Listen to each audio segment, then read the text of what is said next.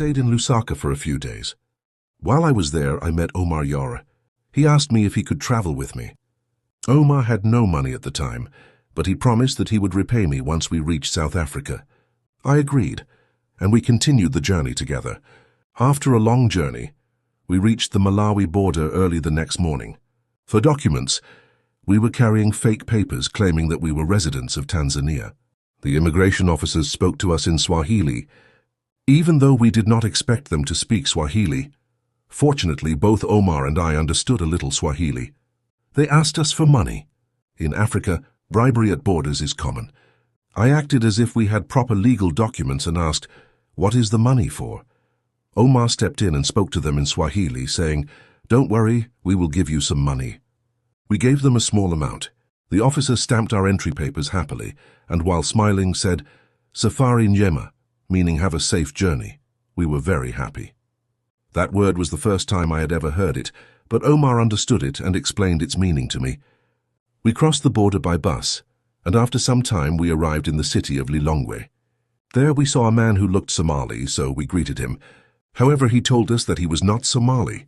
He said there was a refugee camp nearby where Somali families were living.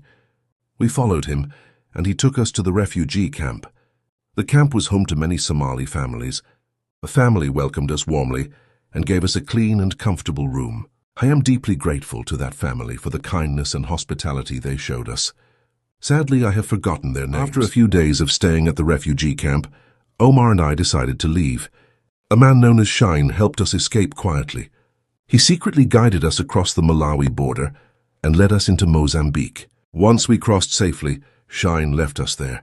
From that moment on, it was just Omar Yar and me, continuing the journey alone.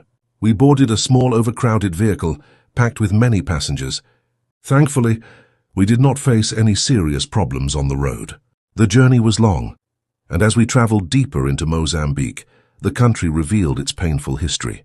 It was a land that had suffered through a long civil war, and the signs of poverty and hardship were visible everywhere. Late in the evening, we arrived in a large city, although I no longer remember its name. We checked into a hotel and rested for a short time. After recovering some strength, we decided to go and buy bus tickets to Maputo, the capital city of Mozambique. However, before we could reach the ticket office, we were stopped by two men who appeared to be police officers. They spoke Portuguese, a language we did not understand at all. Their appearance and behavior did not seem professional, and we were unsure whether they were real police or not. They detained us for some time, questioning us and keeping us under watch. It later became clear that they were probably expecting money, but even if they had directly asked us, we would not have understood them. Fortunately, after a short while, they released us without explanation. We continued on our way, returned to the station and successfully purchased our bus tickets.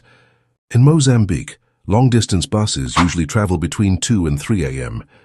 That night, we went back to the hotel and slept. Around 2 a.m., we woke up and headed to the bus station. Once again, we were briefly stopped by two men, questioned in Portuguese and delayed.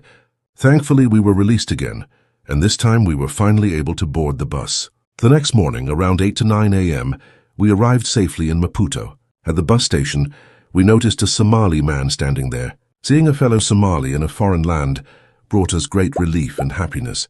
We greeted him warmly and asked if he was waiting for someone. He told us that he helped Somali travelers arriving in Maputo, especially those continuing their journey to South Africa. At that moment, we felt comforted and hopeful. We trusted him as a brother. What we did not know then was that things were not as they appeared.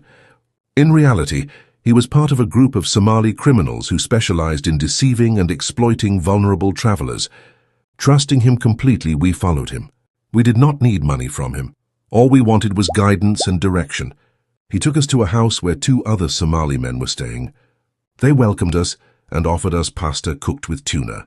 We ate, took showers, and rested. Later, they told us that they would arrange for someone to guide us further on our journey toward South Africa. However, they then demanded a large amount of money, far more than we had expected. Without hesitation, we refused,